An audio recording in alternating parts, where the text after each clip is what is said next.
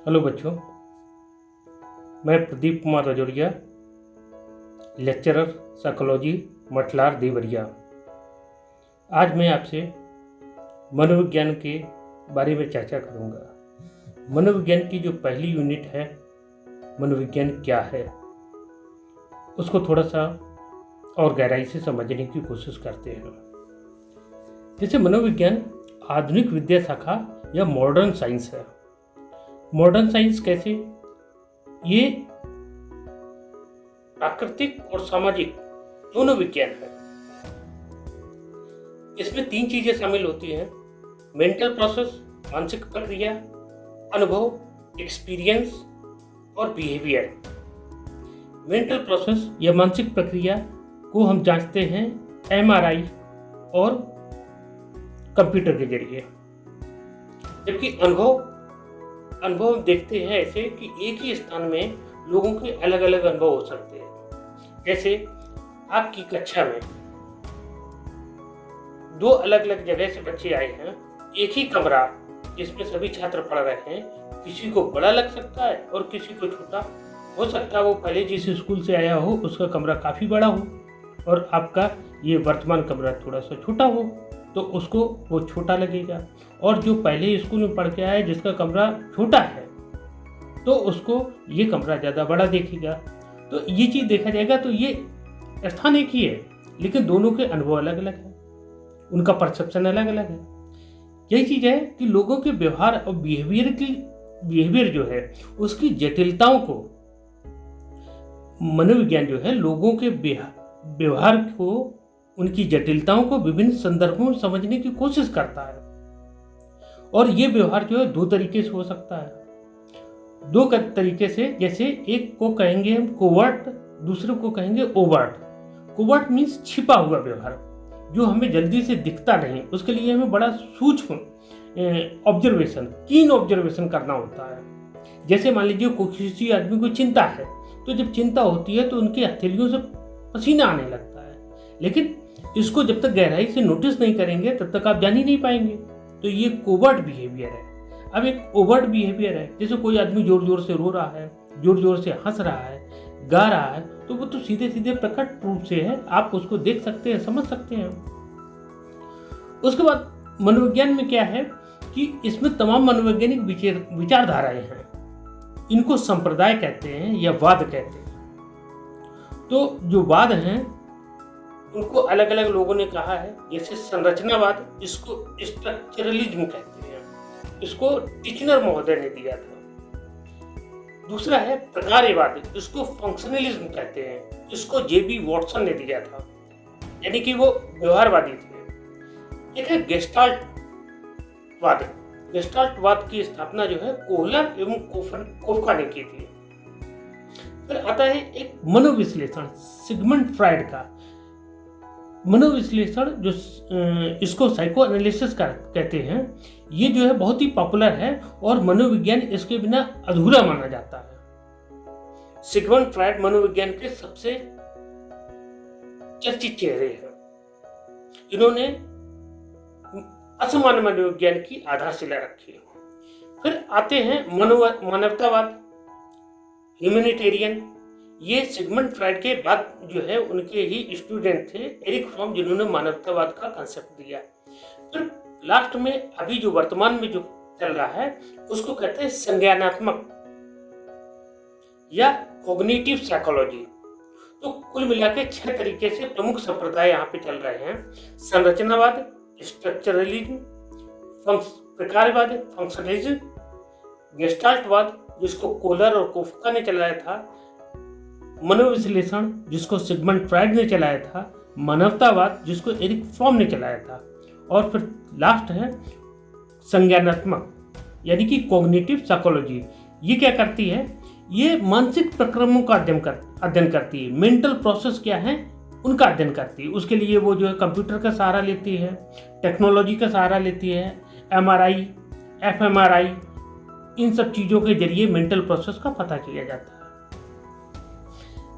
वर्तमान में जो है मनोविज्ञान बहुआयामी हो गया है, मल्टी डायमेंशनल हो गया है, यानी कि सारी चीजें मिल गई हैं। ये जो अप्रोच हैं, जो हमने 6 बताए हैं, उपागम बताए हैं, वाद बताए हैं, ये अलग अलग नहीं है। मानवीय व्यवहार को समझने में ये अंतर्दृष्टि प्रदान करते हैं समग्र रूप से। अब मनोविज्ञान को एक विद्या शाखा या एज ए स्ट्रीम के रूप में देखें तो इसमें 2 चीजें नजर आती हैं कि मनोविज्ञान जो है प्राकृतिक विज्ञान भी है, समाज विज्ञान भी है, यानी कि साइंस भी है और आर्ट भी है।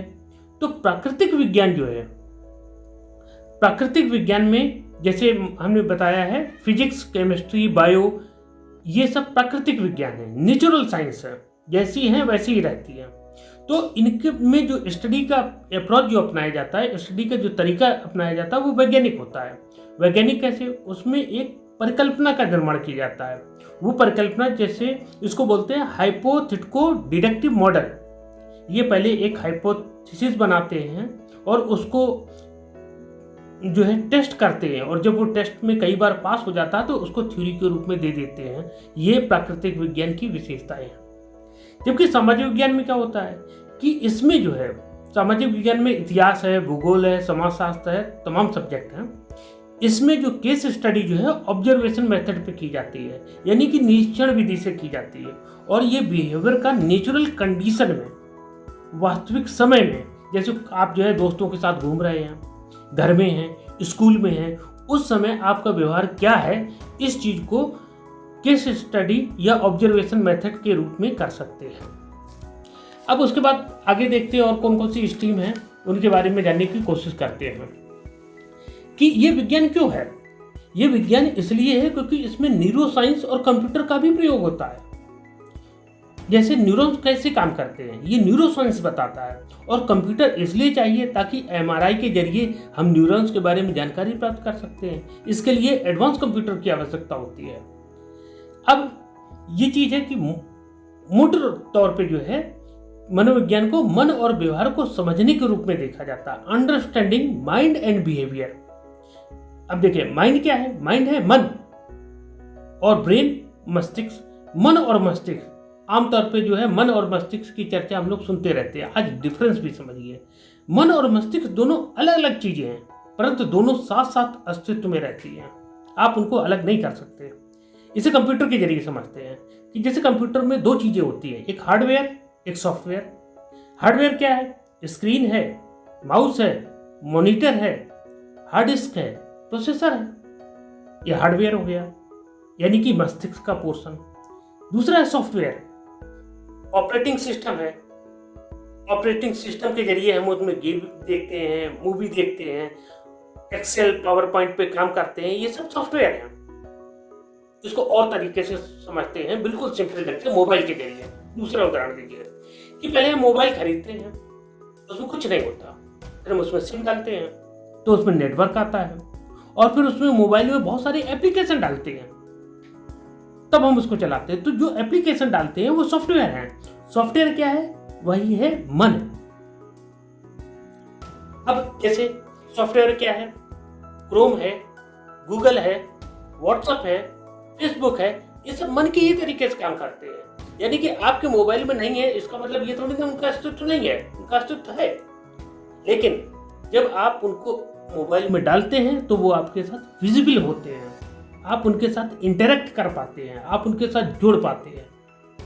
तो मुझे लगता है ये बात समझ में आ गई होगी, मन और मस्तिष्क एक दूसरे से कैसे जुड़े हुए हैं। अब आप ये देखें, mind can not exist without brain separately but it is separate entity. मतलब क्या है? मन और मस्तिष्क के बिना, मन जो है मस्तिष्क के बिना अस्तित्व नहीं करता, मगर फिर भी वह उससे अलग नहीं है। तो कैसे अलग नहीं है? जैसे हमने बताया, हार्डवेयर और सॉफ्टवेयर दोनों साथ साथ चलेंगे तभी आपका काम बनेगा। मोबाइल में जब आपका व्हाट्सएप होगा और मोबाइल होगा तभी चला पाएंगे।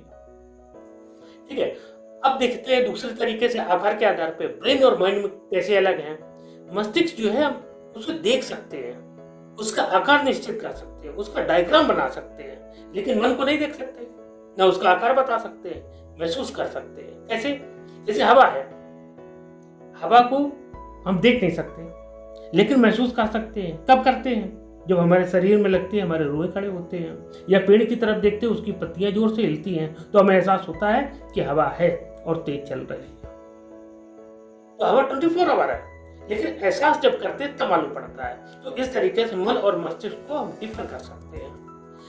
बुक्स में जो है 3 स्टडीज भी दी गई हैं, बहुत मजेदार स्टडी है। इसमें बताया गया है अगर ब्रेन का कोई पार्ट डैमेज हो जाए तो उसे दूसरे अंग कवर कर लेते हैं। यानी कि किसी का एक ब्रेन का कुछ पार्ट डैमेज हो गया तब भी पूरा काम कर रहा था। जैसे एक चीज होती है ब्रेन में ऑसिपिटल लोब, ये ब्रेन के बैक में होता है और विजुअल करने में, इमेज बनाने में और देखने में मदद करता है।